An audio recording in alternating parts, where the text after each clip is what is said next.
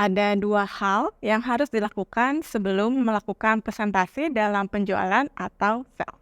Kegagalan dalam menangani objection atau penolakan dapat dengan mudah mengakibatkan hilangnya penjualan. Lalu, bagaimana cara mengatasi objection atau penolakan dalam proses penjualan? Berikut ini langkah-langkahnya. Agar sukses dalam sales presentation, kamu harus mengikuti proses penjualan yang efektif yang dapat memungkinkan kamu 100% siap untuk melakukan penjualan dan presentasi kepada pembeli atau customermu.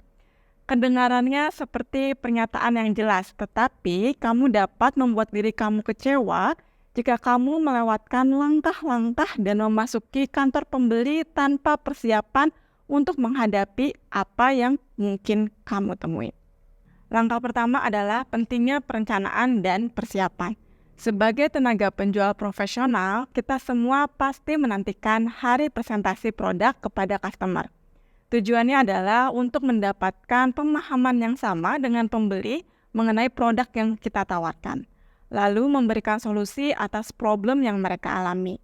Dan kemudian harapannya tentu saja mereka akan setuju untuk melakukan kontrak penjualan atau pesanan pembelian. Namun, mereka pasti akan memiliki pertanyaan selama presentasi kepada kamu mengenai penawaran produk atau jasa yang kamu presentasikan.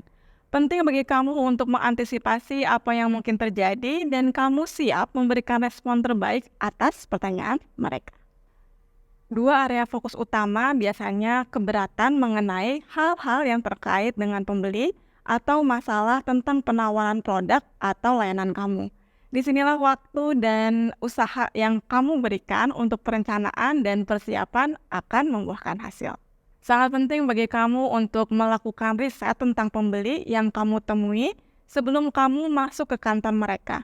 Pelajari tentang mereka dengan memeriksa profile LinkedIn mereka, lihat apakah mereka pernah berbicara pada pertemuan industri baru-baru ini, tanyakan kepada staf penjualan yang lain yang pernah bekerja dengan pembeli tersebut seperti apa gaya mereka. Apakah mereka baru dalam posisi tersebut atau sudah lebih berpengalaman? Merupakan kesalahan besar jika kamu menghadiri meeting dan tidak mengetahui informasi ini. Langkah kedua adalah memahami sepenuhnya kelebihan dan kekurangan produk atau layanan yang kamu tawarkan. Ini lebih dari sekedar mengetahui penawaran yang telah kamu buat.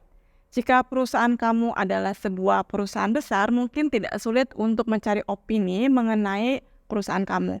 Tapi jika perusahaan kamu bukanlah big company, pastikan kamu memiliki data yang dapat berbicara mengenai perusahaan kamu.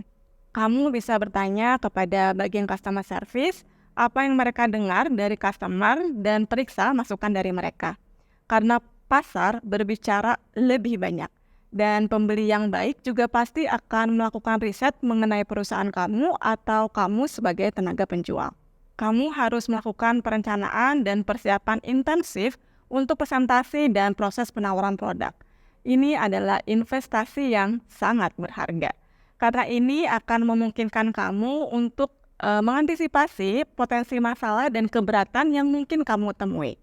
Sesekali kamu mungkin akan terkejut dengan suatu objection atau penolakan, tetapi dalam banyak kasus hal itu merupakan pengecualian. Tenaga penjualan yang secara konsisten mencapai target penjualannya adalah mereka yang lebih melakukan riset, siap menangani objection atau keberatan yang diajukan, dan menyelesaikan segala permasalahan yang timbul, serta dapat menjawab pertanyaan pembeli dengan jelas. Terima kasih sudah mau belajar dan bertemu bersama.